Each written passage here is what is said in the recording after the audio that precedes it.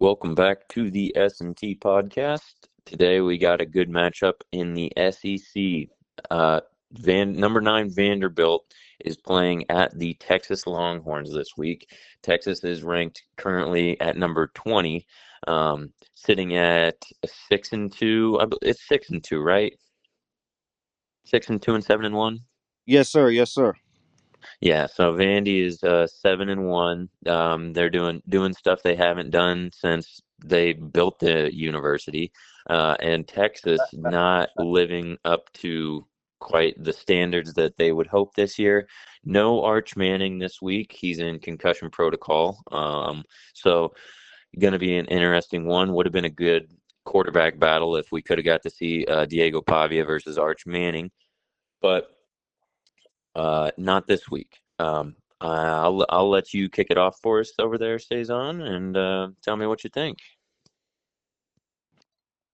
Well, I like the way you started it off there, Tom.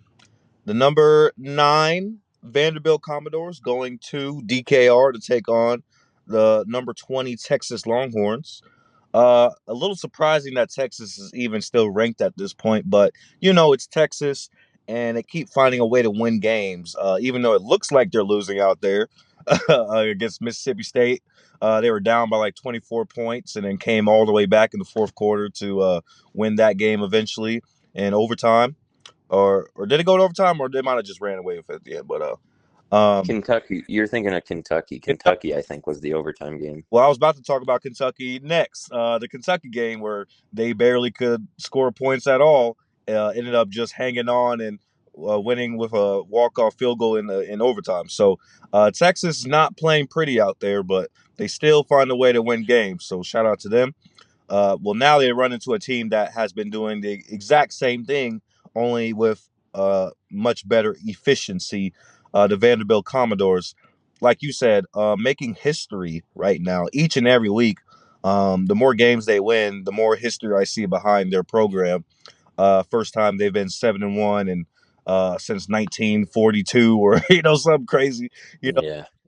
Like heights we have not seen from this team in uh, ever. So just crazy to see that the two different paths going on right now. Texas, the big guy that we expect so much from and who we have been disappointed by so far this season.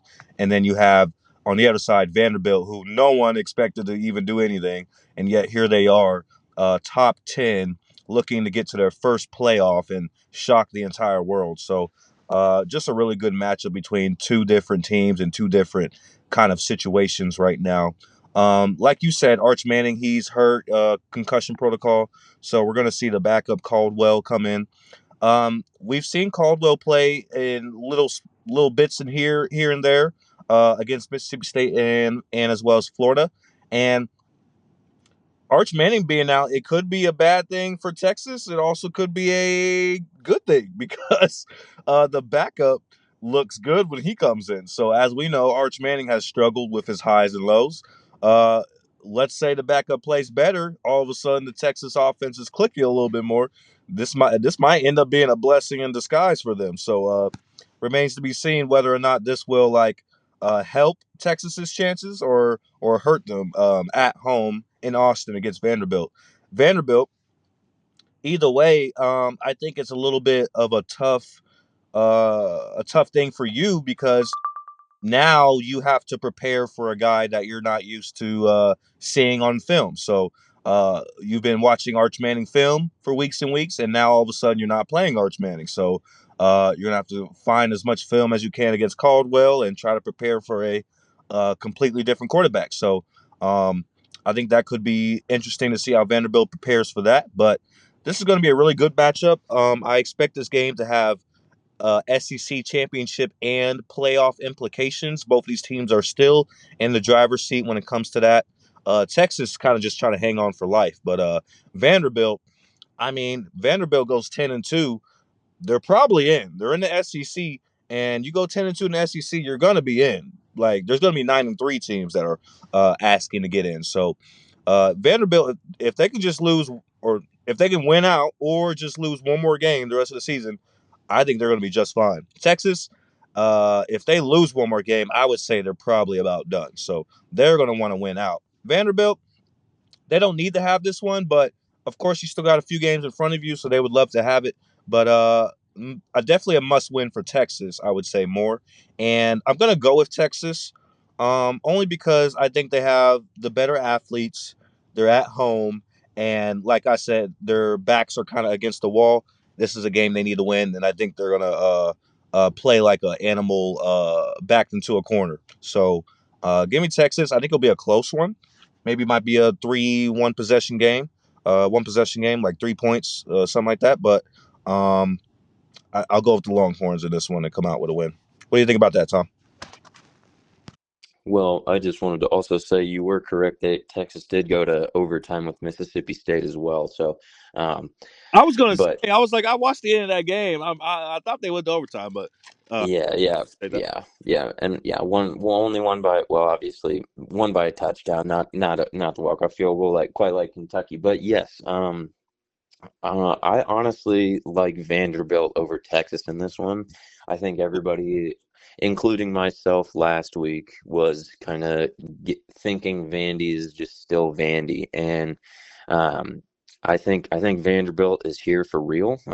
It was a good win last week against LSU, and I mean, what, what got Brian Kelly canned, so I think Vanderbilt can handle business. Texas is the favorite technically, according to Vegas, by 2.5 points. So Vegas agrees with you about the one possession game, and I think it'll be close. I don't think Vanderbilt runs away with it, but I think just with Texas having a backup quarterback and Vanderbilt just kind of seems like a cohesive unit right now. Again, and they beat Missouri, beat LSU. I mean, they have proven themselves, and they might even deserve ranked higher than number 9 because the only loss is still Alabama, and is turning out to be one of the better teams in the country. Period. So give me Vanderbilt, even though they're on the road. You can't, I don't know.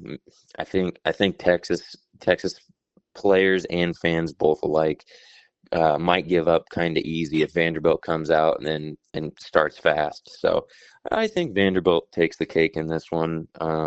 And moving on, Texas is going to have a gauntlet, and I do agree that Texas has their backs against the wall, but I mean, finishing off the season next week, they're going to have number 5 Georgia at Georgia, and then Arkansas after that, who is you can't, yeah, and then to finish the season, they get Texas A&M at home. So I don't know, looking down the barrel for Texas, that they're going to have a playoff chance, and I think that this week Vanderbilt gives them the nail in the coffin and gives them their third loss. So that's all I really have about that. Any extra additional comments? No, I don't want to make it too long, so I won't say too much. But I love your argument there for Vanderbilt. I loved how you refuted my points, and I think you made a really good, strong argument for them. I can see Vanderbilt go taking this. Um, I agree. I think if Vanderbilt comes out and like punches Texas in the mouth and kind of knocks them off guard, they might not be ready for that. And you're right. The fans and the players might end up quitting.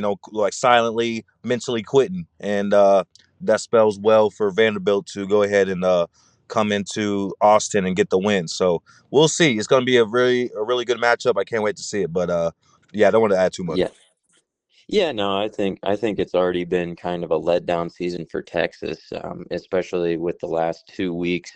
They're winning, which I'm sure if you're a Texas fan, you're glad that you won. But compared to how they wanted the season to go before the season ever even started, I think it's already a bit of a disappointment.